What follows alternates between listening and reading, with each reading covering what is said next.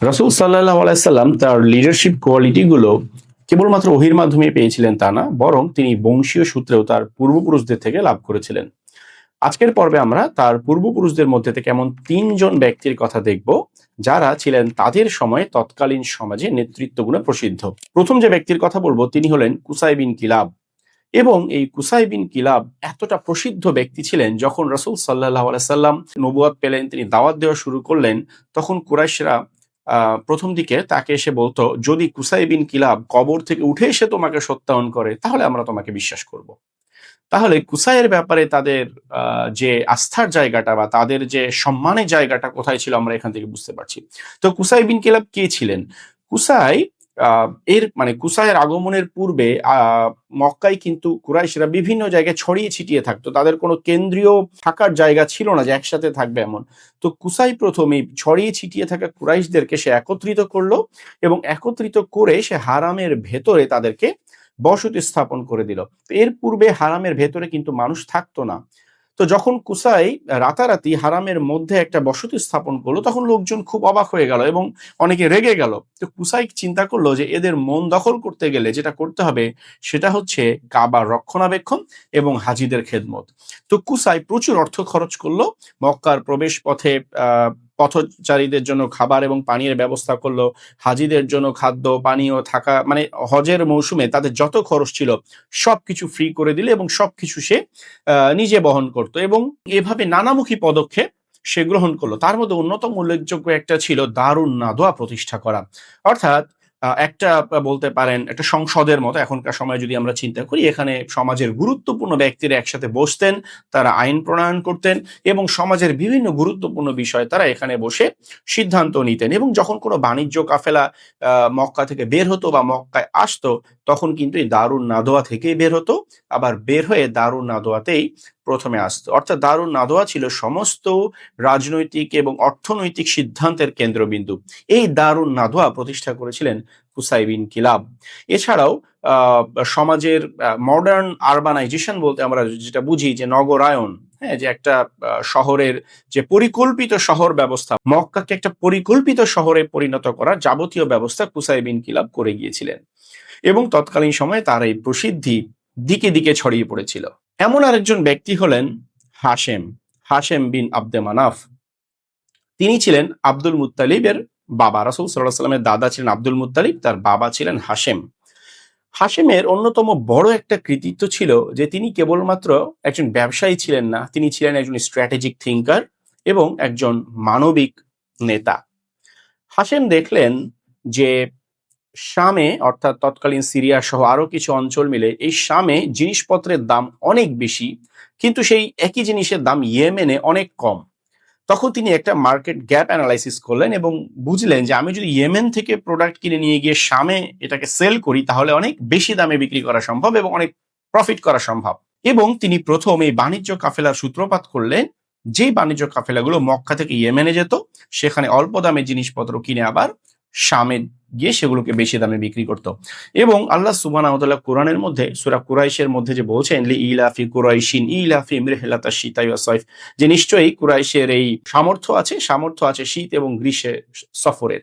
এই যে শীত এবং গ্রীষ্মে সফর করত, তাদের যে বাণিজ্য কাফেলাগুলো তারা নিয়ে যেত শামে এবং ইয়েমেনে, আল্লাহ সুবহানাহু ওয়া তাআলা এই ব্যাপারেই কিন্তু সূরা কুরাইশে ইন্ডিকেট করেছেন। হ্যাঁ, এবং দেখুন আল্লাহ তাআলা বলছেন পরবর্তীতে যে তাদেরকে নিরাপদ করা হয়েছিল ভয় থেকে, ক্ষুধা থেকে, এটাও কিন্তু হাশেমেরই কৃতিত্ব। কিভাবে? হাশেম দেখলেন যে ঠিক আছে, যখন আমি ইয়েমেন থেকে বাণিজ্য কাফেলা শামে নিয়ে যাচ্ছি, তখন কিন্তু এই যে তখন পথিমধ্যে ডাকাতের আক্রমণ, দস্যুদের আক্রমণ, বেদুইন গোত্রগুলোর আক্রমণ নিয়ে বাণিজ্য কাফেলাগুলো খুবই ঝুঁকির মধ্যে চলাচল করত। তখন হাশেম চিন্তা করলেন যে ঠিক আছে, আমি এক কাজ করি। শাম ছিল রোমান সম্রাটের অধীনে এবং ইয়ামান ছিল পারস্য সম্রাটের অধীনে। সে কি করলো? পারস্য সম্রাটের সাথে একটা চুক্তি করলো যে আমার বাণিজ্য কাফেলা যখন তোমাদের অঞ্চলে থাকবে তখন তোমরা এটাকে প্রোটেকশন দিবা, বিনিময়ে আমরা একটা প্রফিট শেয়ার করব। আবার তিনি রোমান সম্রাটের সাথে চুক্তি করলেন যে আমাদের বাণিজ্য কাফেলা যখন তোমাদের অঞ্চলে থাকবে তখন তোমরা এটাকে প্রোটেকশন দিবা, বিনিময়ে আমরা একটা প্রফিট শেয়ার করব। এবং এইভাবে তিনি কি করলেন, রোম এবং ইয়েমেনের যে রাজপথে চলাচল করার সময় তিনি রাষ্ট্রীয় নিরাপত্তা লাভ করলেন। এছাড়াও মরুভূমির মধ্যে যে বিক্ষিপ্ত বেদুইন এবং ডাকাত গোত্রগুলো ছিল তাদের সাথেও তিনি একটা চুক্তি করে ফেললেন যে এই কাফেলাগুলোকে তোমরা আক্রমণ করো না, কারণ আলটিমেটলি ডাকাত হোক, সন্ত্রাসী হোক, বেদুইন হোক, যেই হোক, তাদেরও তো আসলে নিত্য প্রয়োজনীয় জিনিসগুলো লাগে জীবন ধারণের জন্য। তো হাসিম তাদের সাথে চুক্তি করলো যে তোমরা আমাদের এই কাফেলাগুলোকে আক্রমণ করো না, বিনিময়ে আমরা কিছুটা সুলভ মূল্যে তোমাদেরকে একটা ডিসকাউন্টেড প্রাইসে তোমাদেরকে আমরা জিনিসগুলো সেল করব। তো এর ফলে যেটা হলো যে বেদুইন এবং মরুভূমির ডাকাতদের থেকেও কিন্তু কাফেলাগুলো নিরাপদ হয়ে গেল।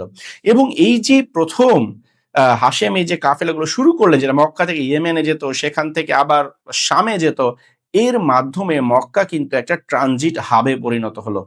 এবং মক্কা এত বেশি অর্থনৈতিক সমৃদ্ধি লাভ করলো যে অল্প সময়ের মধ্যেই কৃষিভিত্তিক অর্থনীতি থেকে বাণিজ্য ভিত্তিক অর্থনীতিতে কিন্তু পরিবর্তন হয়ে গেল। মক্কার মানুষের জীবনমান উন্নত হলো এবং একটা সম্পদের একটা প্রাচুর্য দেখা দিয়েছিল। এবং দেখুন এই পুরো কৃতিত্বটা কিন্তু হাশেমের। একটা কৃষিভিত্তিক সমাজকে কিভাবে তিনি বাণিজ্য ভিত্তিক সমাজে পরিণত করলেন এবং নেগোসিয়েশনের মাধ্যমে পারস্য সম্রাট এবং রোমান সম্রাটের সাথে তিনি চুক্তি করে এই কাফেলার রূপটাকে নিরাপদ করলেন। শুধু তাই না, তিনি একজন মানবিক নেতা ছিলেন। হাশেম অকাতরে মানুষের জন্য ধন সম্পদ খরচ করতেন এবং তার জীবদ্দশায় মক্কায় একবার একটা খরার মতো হয়েছিল, প্রচন্ড খাদ্যাভাব, মানুষ খুবই কষ্ট পাচ্ছিল। তখন তিনি কি করতেন, তিনি ঝোলের মধ্যে নিজের হাতে রুটি ছেড়ে তিনি ঝোলে ভিজিয়ে তিনি মানুষকে পরিবেশন করতেন এবং মানুষকে খাওয়াতেন। এবং এজন্যই কিন্তু তার নাম হয়েছে হাশেম। তার অ্যাকচুয়াল নাম কিন্তু আমর। হ্যাঁ, হাসামার শব্দের অর্থ হলো চূর্ণ করা বা ভাঙা। হাশেম মানে হলো যিনি চূর্ণ করেন। তো তিনি যেহেতু নিজের হাতে রুটি ছিঁড়ে মানুষকে পরিবেশন করতেন, এই কারণে কিন্তু তার এই বদান্যতাকে স্মরণ করে মানুষ তার উপাধি দেয় হাশেম এবং পরবর্তীতে তিনি এই নামে বিখ্যাত হয়ে যান। এখানে আমরা তাহলে দ্বিতীয় আরেকজন ব্যক্তির কথা দেখলাম যিনি তার সমাজে কতটা কন্ট্রিবিউশন রেখেছিলেন মানুষের জীবন পরিবর্তনের জন্য। তৃতীয় যে ব্যক্তির কথা আমরা দেখব তিনি হলেন আব্দুল মুত্তালিব, অর্থাৎ রাসূল সাল্লাল্লাহু আলাইহি সাল্লামের দাদা। এবং আমরা জানি যে আব্দুল মুত্তালিব ছিলেন কুরাইশদের অবিসংবাদিত নেতা। তার মাধ্যমেই আল্লাহ সুবহানাহু ওয়া তাআলা এই উম্মার কাছে বা মানুষের কাছে জমজম কূপকে ফিরিয়ে দিয়েছিলেন। জমজম কূপের ইতিহাস তো আমরা সবাই জানি, কিন্তু জমজম কূপ কিন্তু এই উম্মতের কাছ থেকে হারিয়ে গিয়েছিল। ঠিক আছে, এবং কয়েকশো বছর এই জমজম কূপ হারানো অবস্থায় ছিল।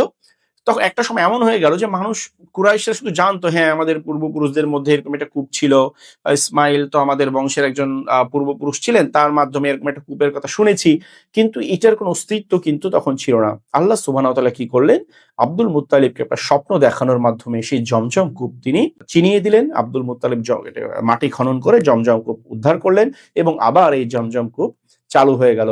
এছাড়াও আব্দুল মুত্তালিব দান খয়রাতের ক্ষেত্রে খুবই প্রসিদ্ধ ছিলেন। একবার তিনি ১০০ উট কুরবানি করেছিলেন, যেখান থেকে শুধু মানুষজন না মক্কার পশু পাখিরা পর্যন্ত খেয়েছিল এবং এর জন্য তার একটা উপাধি হয়ে গিয়েছিল মুতঈমু তয়রিস সামা, অর্থাৎ আকাশের পাখিদেরও তিনি খাদ্য দেন। হ্যাঁ, আকাশের পাখিদের খাদ্যদাতা। এটা তার একটা প্রসিদ্ধিমূলক উপাধি হয়ে গিয়েছিল। এবং জাহেলি যুগ থেকেই তিনি বেশ কিছু কাজে মানুষকে বাধা দিতেন, যেই কাজগুলো মূলত ইসলাম নিষিদ্ধ করেছে, যেমন কন্যা সন্তানকে জীবন্ত কবর দেওয়া, ঠিক আছে, তারপর হচ্ছে মাহরাম নারীর সাথে বিবাহ বন্ধনে আবদ্ধ হওয়া, হ্যাঁ, উলঙ্গ হয়ে কাবাঘর তাওয়াফ করা, এই কাজগুলো কিন্তু তিনি জাহেলি যুগ থেকে মানুষকে নিষেধ করতেন। এবং এসব কারণে তার যে অবিসংবাদিত নেতৃত্ব, এটা তৎকালীন কুরাইশরা মেনে নিয়েছিল। তাহলে আমরা এই পর্বে দেখলাম রাসূল সাল্লাল্লাহু আলাইহি সাল্লামের পূর্বপুরুষদের মধ্যে থেকে তিনজন ব্যক্তি, কুসাই বিন কিলাব, হাশেম বিন আব্দে মানাফ এবং আব্দুল মুত্তালিব। এই তিনজন ব্যক্তির যে নেতৃত্ব এবং তাদের যে যোগ্যতা, মানুষের জীবনকে প্রভাবিত করা, সমাজকে পরিবর্তনের যে যোগ্যতা, এখান থেকেই কিন্তু রাসূল সাল্লাল্লাহু আলাইহি সাল্লাম নেতৃত্ব গুণের অনেক কিছু লাভ করেছিলেন।